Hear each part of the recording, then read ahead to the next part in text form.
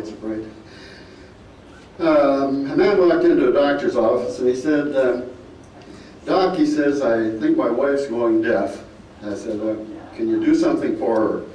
And the doc says, well, how bad is it? And, well, the guy says, she never answers me. So he says, Doc says, well, listen, I got to have more information than that. Would you check it out for me? Go back home to see how bad it is. When you go into the house first, talk to her. If she doesn't answer, move a little closer. If she doesn't answer then, move a little closer, and do that until she answers. So he goes home and he steps inside the house. He says, honey, what's for dinner? No answer. So he steps 10 feet closer and he says, honey, what's for dinner? Nothing.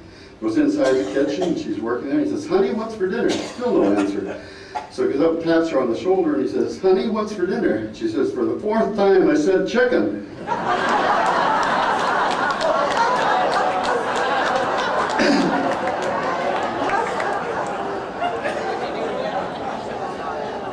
Anyway, I'm up here tonight under duress. This happens to be Eleanor and my 52nd wedding anniversary.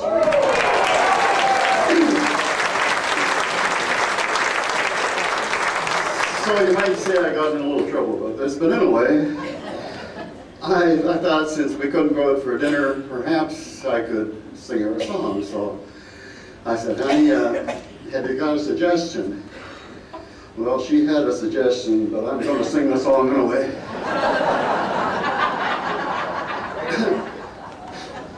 You know, I know you're out there thinking, man, it's just impossible, a good-looking guy like that, you know, to be married 52 years. But I was actually a child groom, so.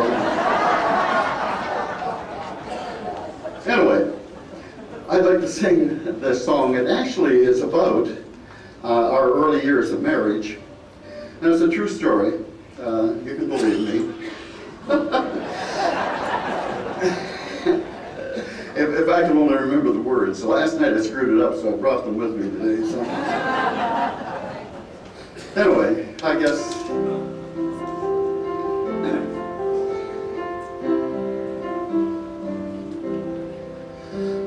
Many, many years ago when I was 23, I was married to a widow who was pretty as can be. This widow had a grown-up daughter who had hair of red. My father fell in love with her, and soon these two were wed. This made my dad my son-in-law, which changed my very life. My daughter was my mother, for she was my father's wife. To complicate the matters, even though it brought me joy, I soon became the father of a bouncing baby boy. This little baby then became a brother-in-law to Dad.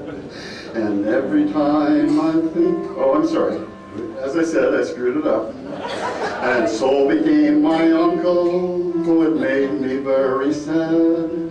For if he were my uncle, then that also made him brother to the widow's grown-up daughter, who of course was my stepmother. Dad's wife then had a baby boy that kept him on the run. And he became my grandchild, for he was my daughter's son. My wife is now my mother's mother, and it makes me blue, because although she is my wife, she's my grandmother too. Now if my wife is my grandmother, I am her grandchild, and every time I think of it, it nearly drives me wild. For now I have become the strangest thing you ever saw. As husband of my grandmother, I am my own grandpa. Oh, I'm my own grandpa.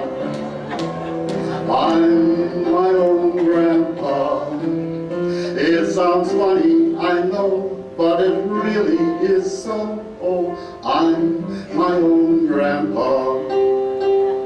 I'm